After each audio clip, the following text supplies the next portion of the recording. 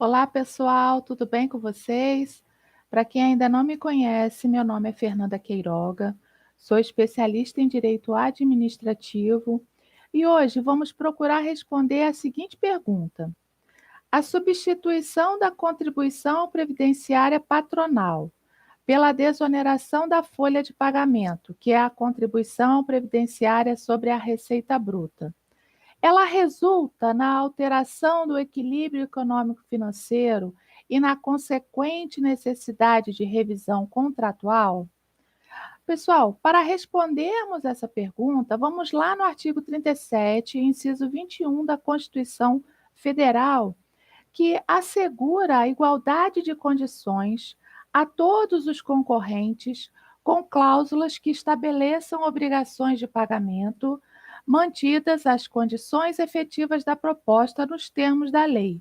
Ou seja, o princípio da manutenção do equilíbrio econômico-financeiro, ele tem origem constitucional e expressa previsão legal. Eli Lopes Meireles, ele diz que o equilíbrio financeiro, ou o equilíbrio econômico, ou a equação econômica, ou ainda a equação financeira do contrato administrativo, é a relação estabelecida inicialmente pelas partes entre os encargos do contratado e a retribuição da administração para a justa remuneração do objeto do acordo.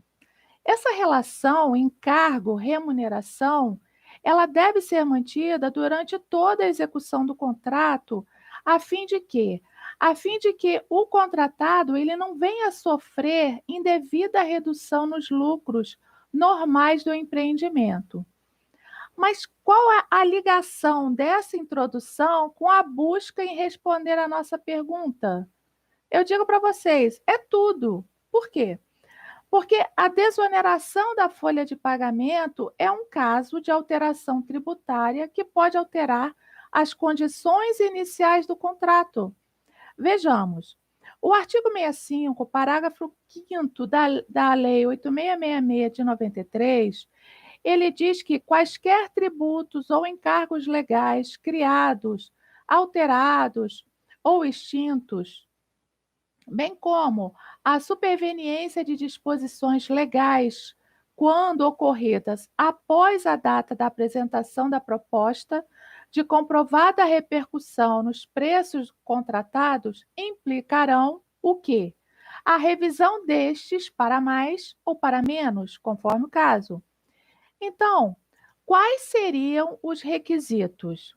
Alteração tributária, né? Seja pela criação, alteração ou a sua extinção, que seja posterior à apresentação da proposta e que tenha repercussão nos preços contratados, né? Que é a demonstração a partir das cláusulas econômicas do contrato. E quais as consequências? Vamos lá.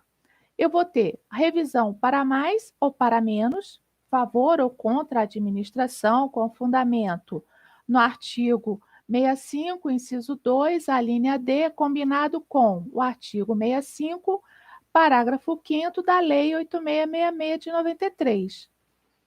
Nós temos alguns acórdãos do Tribunal de Contas da União relativo às alterações tributárias. Eu trouxe para vocês um exemplo. O Acórdão 2933 de 2011 do plenário, em que considerou que, com base no artigo 65, parágrafo 5º da Lei 8666 de 93, a administração ela deve efetuar a revisão dos contratos a fim de expurgar o valor da extinta CPMF de todos os pagamentos realizados a partir de 1º de janeiro de 2008. Vamos abrir um parênteses aqui. A CPMF, ela foi uma contribuição provisória sobre movimentação financeira que afetou todas as movimentações bancárias, exceto nas negociações de bolsas de ações na bolsa, saques de aposentadorias, seguro-desemprego, salário e educação, transferências entre contas correntes de mesma titularidade. A CPMF, ela vigorou no Brasil por 11 anos. Desse jeito, a extinção superveniente, que foi o caso da CPMF, a extinção superveniente do tributo que influencie diretamente sobre a prestação contratual, ela vai o quê? Ela vai motivar a celebração de termo aditivo de modo a desonerar a referida parcela dos valores devidos na contratação. Bom, mas o que é a desoneração da folha de pagamento? A desoneração da folha de pagamento é parte integrante do programa Plano Brasil Maior, criado pelo governo federal com o objetivo de estimular o crescimento econômico do país após a crise internacional de 2008. A desoneração da folha de pagamento, ela foi adotada como um mecanismo de redução dos custos dos fatores de produção, visando proporcionar maior competitividade às empresas e promover o desenvolvimento tecnológico.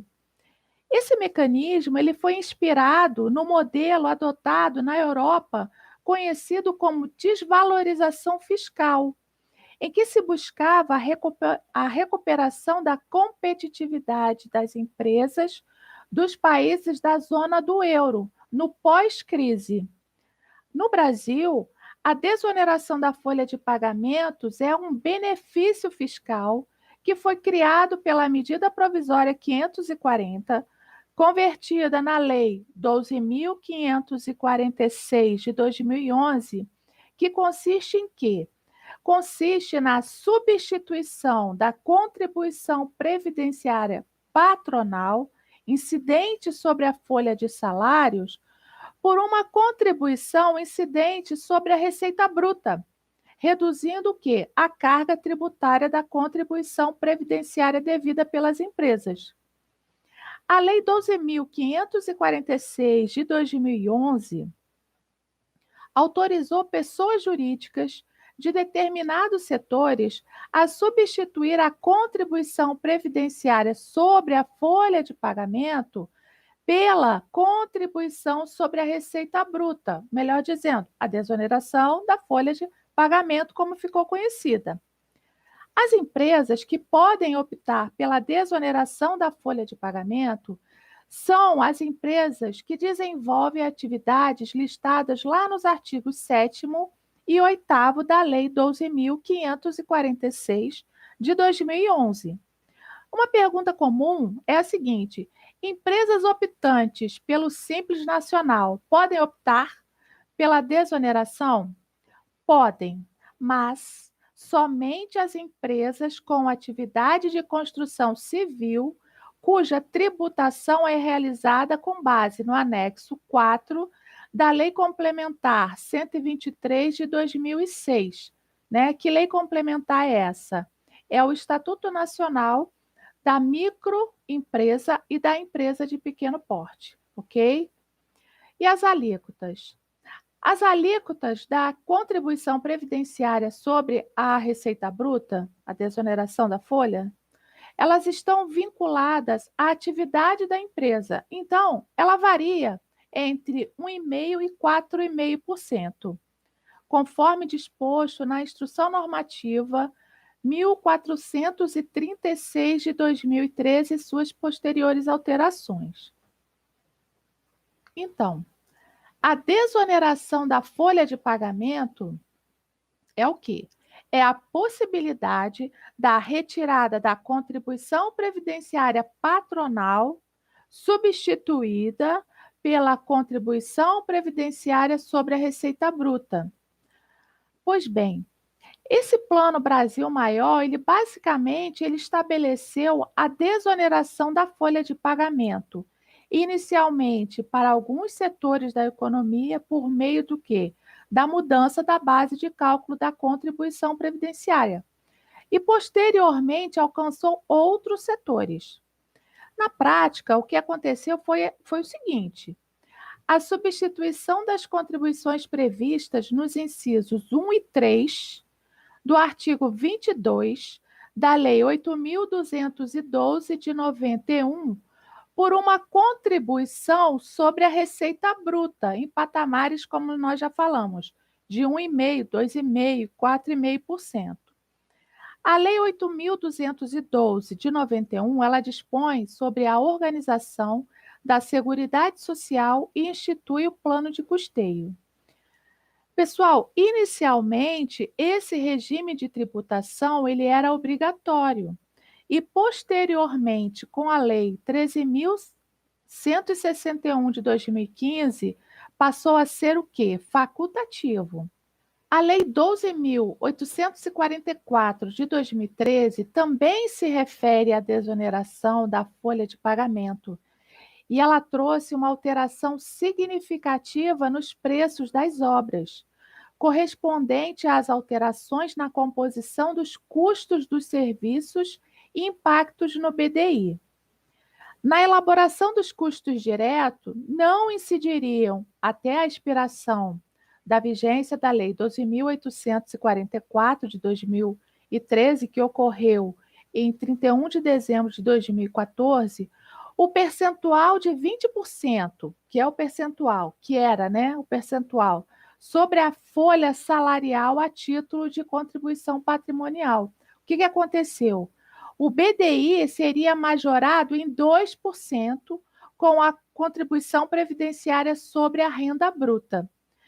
Significa dizer que, em qualquer caso, a partir de 1º de novembro de 2013, né, o primeiro dia do quarto mês subsequente ao da publicação da lei, todas as licitações de obras deveriam ser amparadas em orçamento considerando o quê?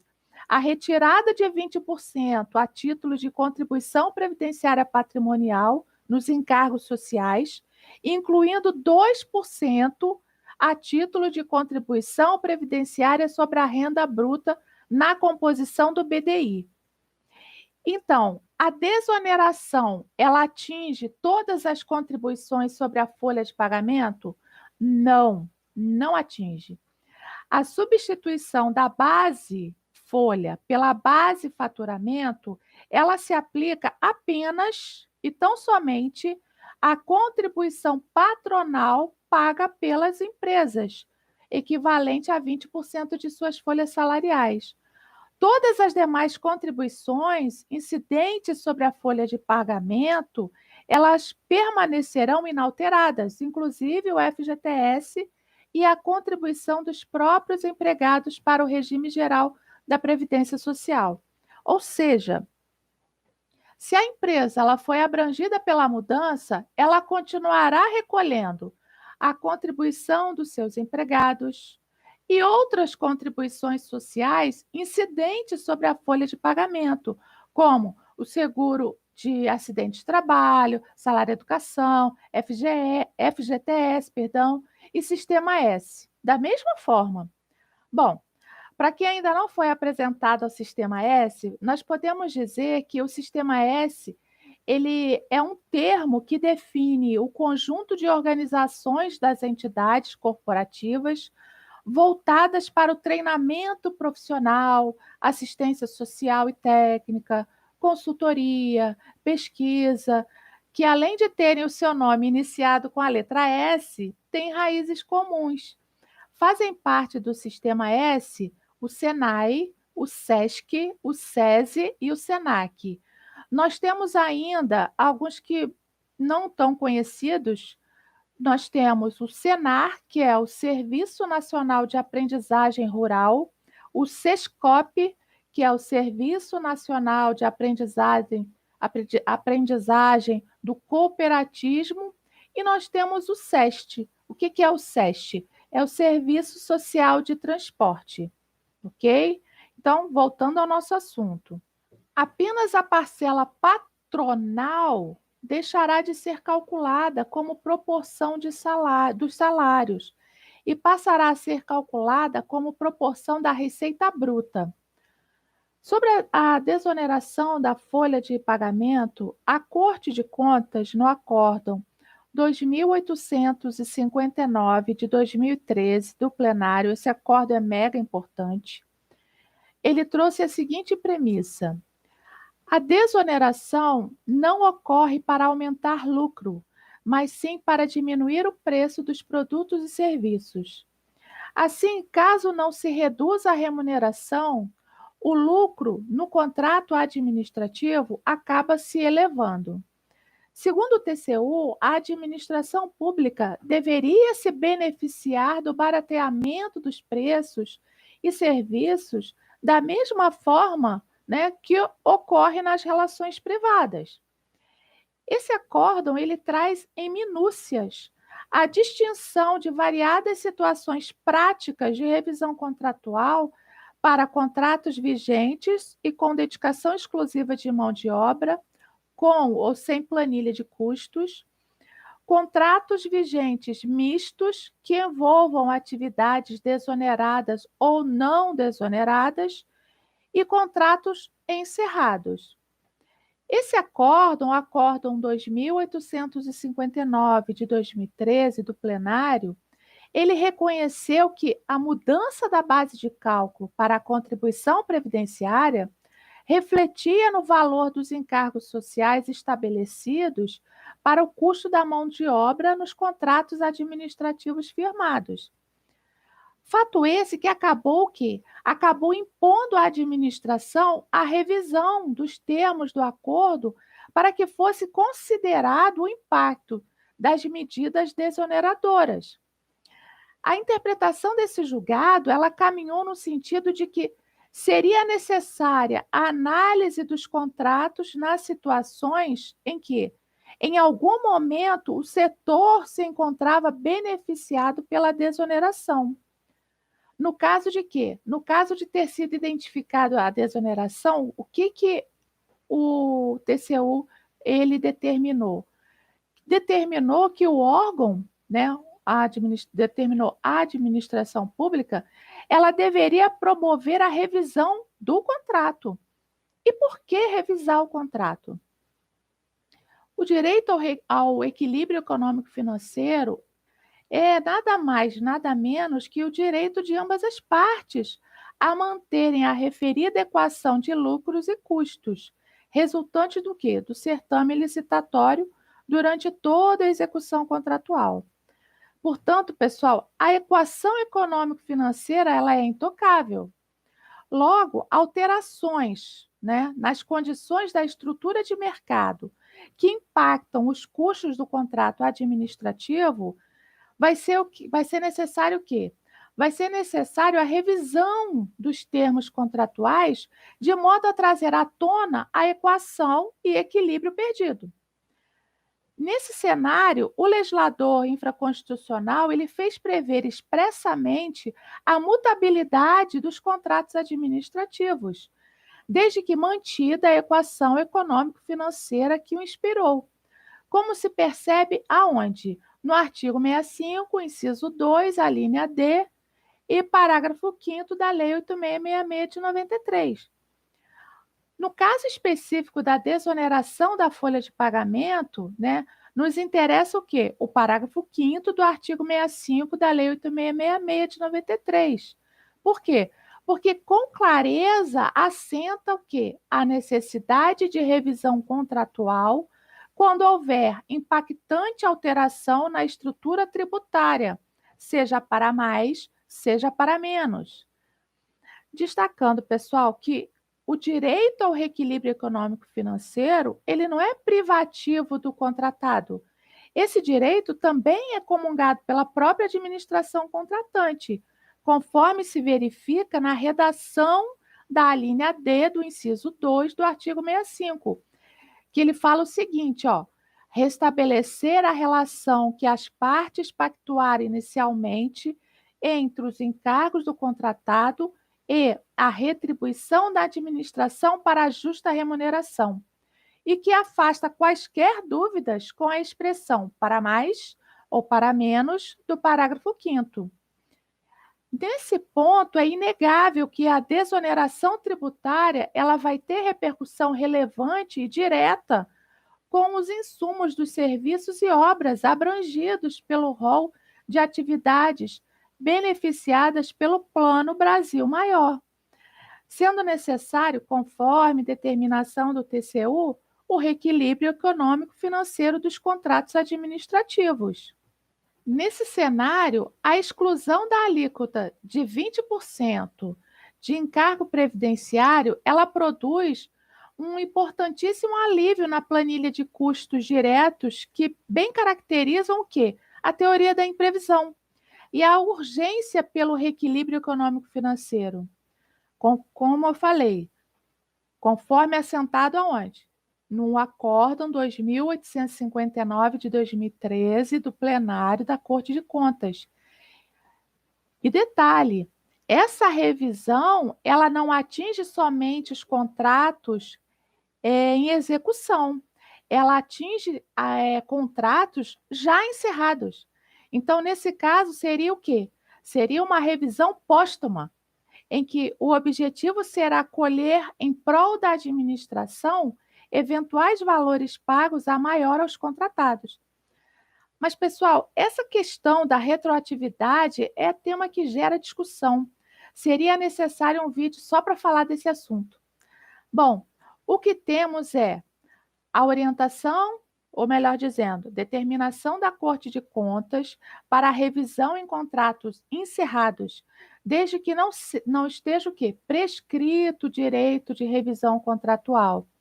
Nesse caso, poderá a administração pública realizar a revisão de forma retroativa, glosando para fins de ressarcimento eventuais valores não compensáveis em contratos futuros, autorizando inclusive a instauração de tomada de contas especial, a TCE. O Tribunal de Contas da União, no Acórdão 2572 de 2018 do plenário, ele determinou que os órgãos federais promovessem o realinhamento de preços com o ajuste das leis sociais e BDI, aplicáveis aos contratos com data base anterior a dezembro de 2013. Então, é possível aferir, caso a caso, o custo da desoneração da folha de pagamento em contratos individuais, de modo que a forma de incidência e o fato gerador da referida contribuição não impedem que se proceda à revisão contratual nos termos do artigo 65, parágrafo 5º da Lei 8666 de 93. Esse benefício fiscal ele tem previsão para terminar em 31 de dezembro de 2021, deste ano. Mas, apesar de estar previsto a extinção do benefício, a problemática reside. Por quê? Porque nós temos vários contratos em que houve alteração da alíquota e a administração pública, por determinação do TCU, ela deverá providenciar a revisão contratual. Essa determinação, ela está clara no Acórdão 671 de 2018 do plenário da Corte de Contas, no qual ele determinou que os órgãos e as entidades da administração pública adotem as medidas necessárias à revisão dos contratos de prestação de serviços ainda vigentes, firmados com empresas beneficiadas pela desoneração da folha de pagamento. E detalhe, segundo o TCU, deve ser observado os efeitos retroativos às datas de início da desoneração mencionada lá na legislação, como também a obtenção na via administrativa do ressarcimento dos valores pagos a maior em relação aos contratos de prestação de serviços já encerrados, celebrados com as empresas beneficiadas pela desoneração. Pois bem, nós já conhecemos esse benefício fiscal, verificamos que há uma determinação do TCU para que seja realizado a revisão contratual. Então, considerando essa temática, vamos trazer um caso sobre o assunto e vamos também apresentar algumas observações. Vamos lá. Uma empresa, ela ingressou com uma ação contra um determinado órgão, representado pela União, com o objetivo de que fosse condenado na obrigação de não fazer, que consistia em quê?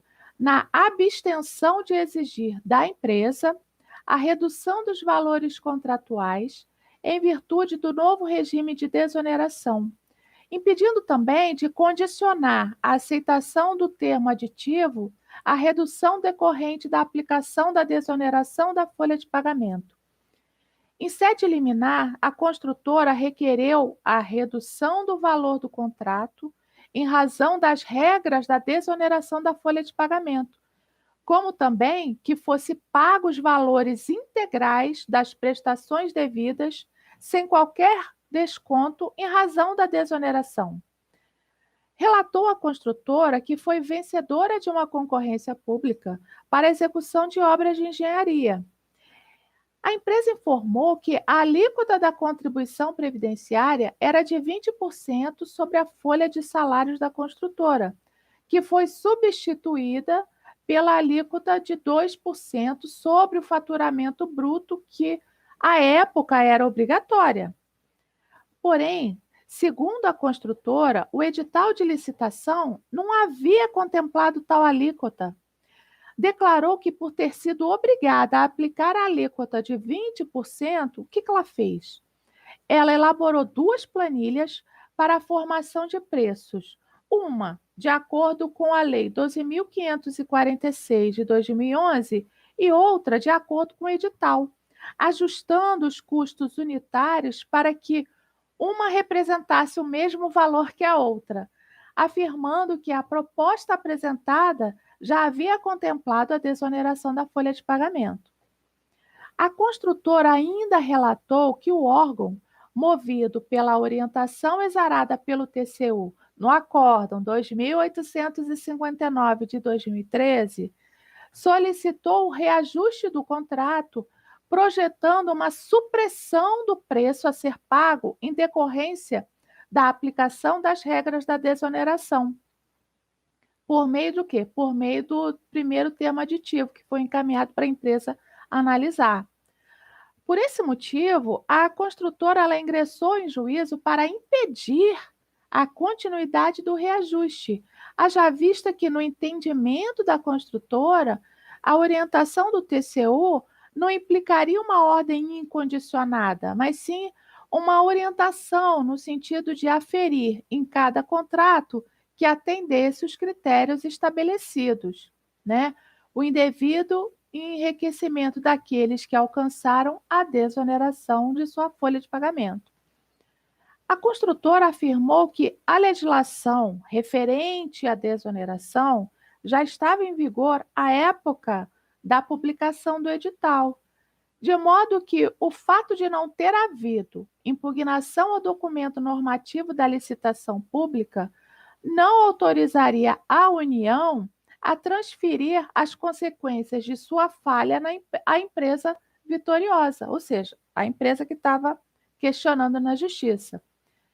A construtora, ela impugnou os motivos adotados pelo órgão para realizar o reajuste, uma vez que a base de dados por ele utilizada tem por finalidade apenas estabelecer o quê? Os limites máximos na licitação, a fim de dimensionar o custo máximo global a ser despendido na contratação. A empresa também apontou que o órgão não apresentou justificativas capazes de demonstrar que a desoneração não havia sido contemplada pela empresa em sua proposta. Em sede liminar, o pedido foi deferido, determinando que o órgão depositasse em conta judicial em conta judicial vinculada àquele processo os valores oriundos da desoneração fiscal. Para quê? Para que, em caso de eventual procedência, né, dessa ação, fossem liberados para a construtora, lógico, desde que emitida a respectiva nota fiscal. Em sua defesa, o que a União ela arguiu? Ela arguiu que a empresa ela poderia ter impugnado as regras do edital tempestivamente, ou mesmo solicitado o quê? Esclarecimentos à comissão de licitação. A União, ela ressaltou que os procedimentos adotados se deram em atendimento à determinação do TCU. A União, ela afirmou que o ato administrativo questionado, ele é legal. Por quê? Porque, segundo a União, ele encontra amparo no artigo 65, parágrafo 5º da Lei 8666 de 93, aplicável quando, né? Em que hipóteses? Na hipótese de ocorrência de fato imprevisível ou previsível de consequência incalculável. A União diz também não ser possível reconhecer que o recolhimento tributário pela construtora teria atendido à desoneração da folha de pagamento, uma vez que ela própria admitiu ter alterado os custos da planilha de preço a fim de harmonizá-la ao que dispunha o edital, e o agir da administração respeitou o princípio da legalidade, o que, segundo a União, impede a incursão do Poder Judiciário junto ao mérito do ato administrativo. Bom, na análise do caso, o magistrado ele destacou o seguinte, que o ponto central da discussão estava onde? Na possibilidade de a administração proceder à recomposição da equação econômica financeira do contrato administrativo pelo instrumento da revisão previsto no artigo 65, parágrafo 5º da Lei 8666 de 93. Entendeu o magistrado que as recomendações do TCU, elas decorreram da conclusão obtida em que sentido? Que a desoneração da folha de pagamento para alguns setores da economia, mediante a mudança da base de cálculo para a contribuição previdenciária, ela deve refletir nos valores, né, dos encargos sociais estabelecidos para o custo da mão de obra nos contratos administrativos firmados.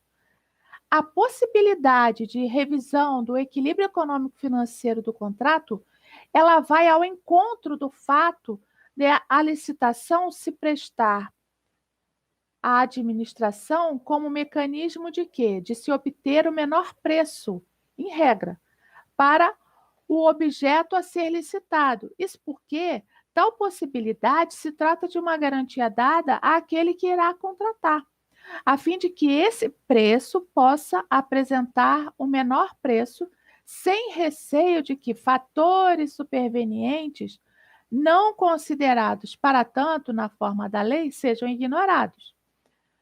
Permite-se, portanto, que o contrato seja alterado a fim de restabelecer o equilíbrio inicialmente estabelecido, né, entre os interesses contrapostos da administração e do particular. Equilíbrio, portanto, contratual, ok? É por essa razão que Marçal Justem Filho ele assenta com precisão a necessidade de que se estabeleçam premissas semânticas indispensáveis à correta análise do tema, nos seguintes termos: sob o mesmo enfoque, não há cabimento em afirmar que está respeitado o equilíbrio quando a empresa não tem prejuízo. Trata-se da aplicação não técnica do vocábulo. Quando se alude a equilíbrio econômico-financeiro, não se trata de assegurar que a empresa se encontre em situação lucrativa. A garantia constitucional, ela se reporta à relação original entre encargos e vantagens do contrato. O equilíbrio exigido, ele envolve essa contraposição entre encargos e vantagens, tal como fixada por ocasião da contratação. Então, segundo o magistrado, não haveria cabimento em investigar o equilíbrio da construtora. A situação subjetiva do particular é irrelevante para identificar o conteúdo da equação econômico-financeira. Por quê? Porque cada contratação ela retrata uma relação jurídica diversa, que reflete uma equação específica e determinada entre encargos e vantagens. O magistrado ele entendeu que não cabia investigar se a contratação ela estava equilibrada, no sentido de produzir lucros satisfatórios e adequados. Segundo o magistrado, o equilíbrio de que se cogita seria puramente estipulativo. As partes, elas reputam que os encargos, eles equivalem às vantagens, o que não significa que efetivamente tenha havido um equilíbrio econômico, real, material, de conteúdo.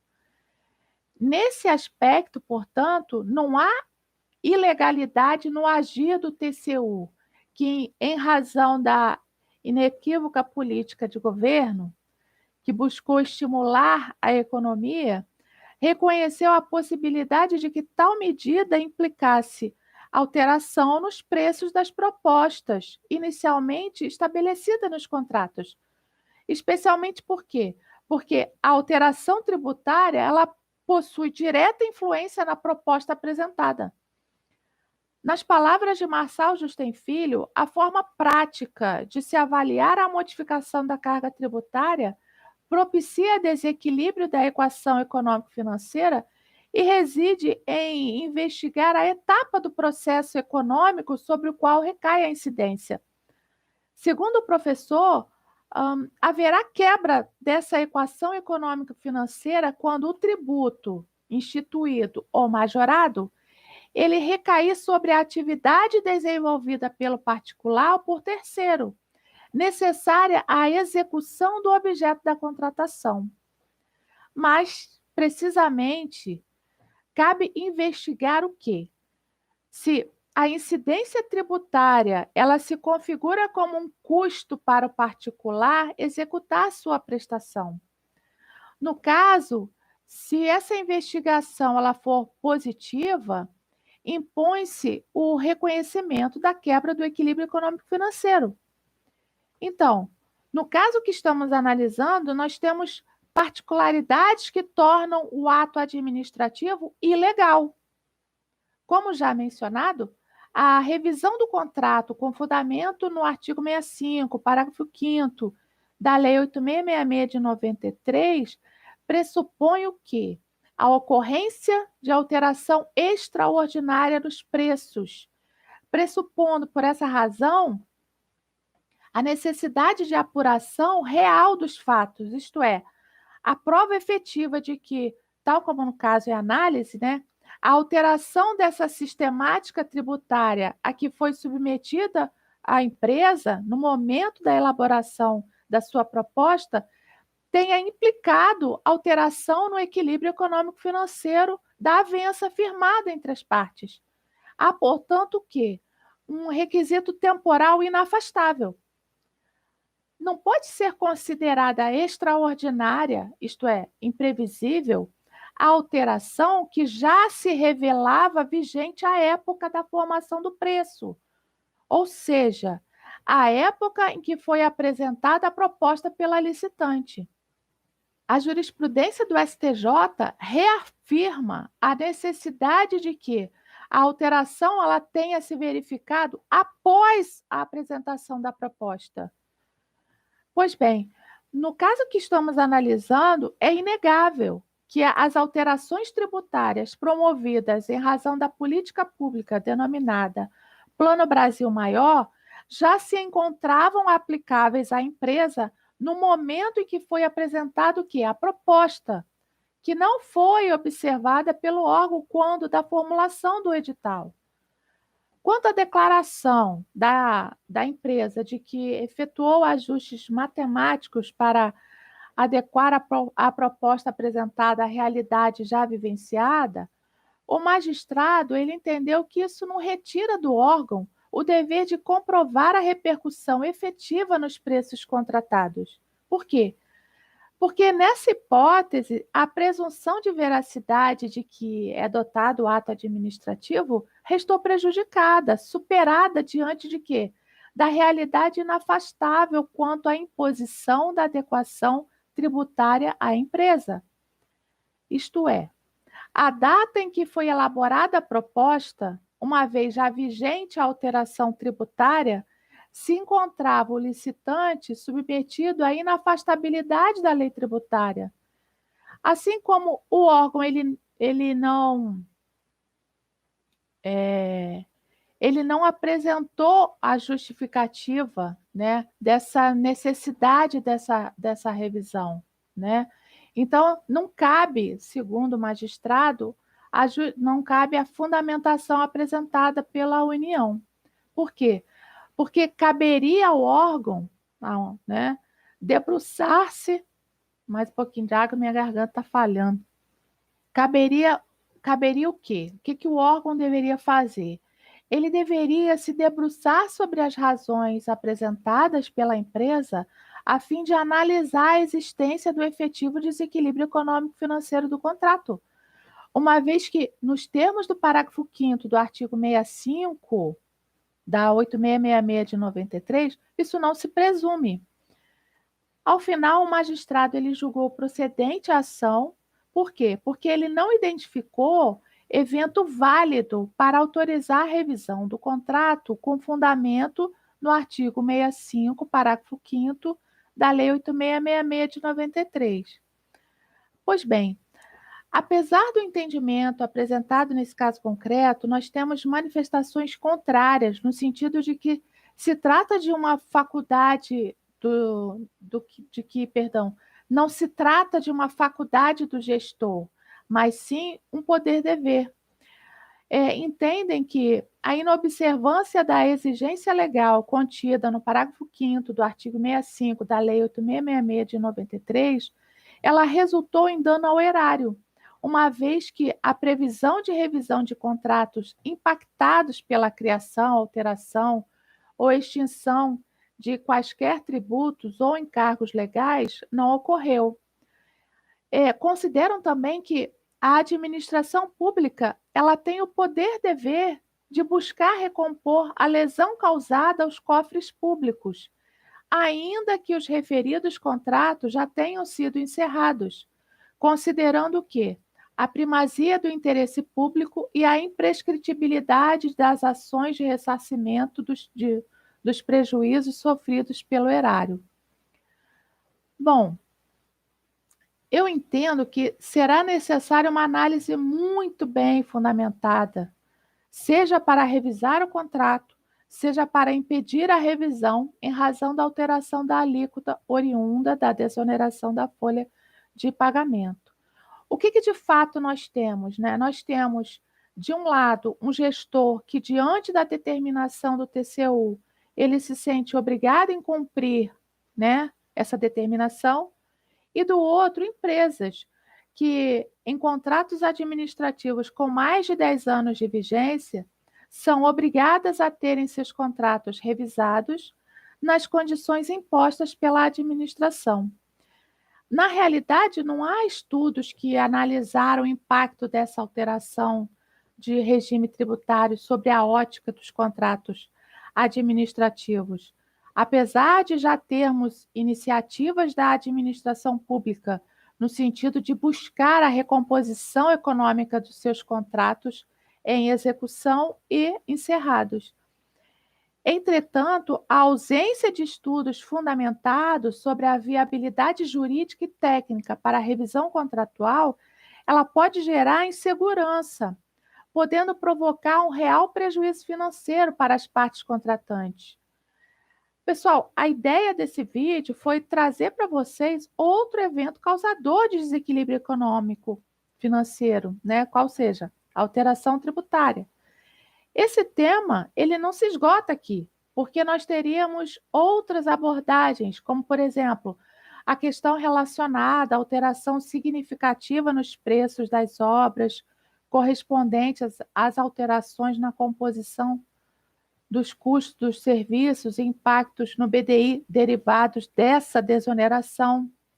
Hoje eu trouxe apenas uma pincelada desse assunto, só para vocês terem conhecimento de que existem outros fatos que podem ensejar a revisão contratual, que no vídeo de hoje vimos que pode ser a favor da administração pública. Bom, e já que estamos nessa seara tributária, no nosso próximo encontro vamos falar sobre majoração de alíquota do ISS-QN, no sentido de responder a seguinte pergunta: A majoração de alíquota do ISS-QN é causa de reequilíbrio econômico-financeiro? Então, pessoal, por hoje é só. Muito obrigada a todos pela atenção. Se vocês tiverem alguma dúvida, deixem aqui nos comentários que eu vou tentar responder o mais rápido possível e eu respondo, ok? E o pensamento de hoje é de Confúcio. Eu não procuro saber as respostas, procuro compreender as perguntas. Deus abençoe a todos.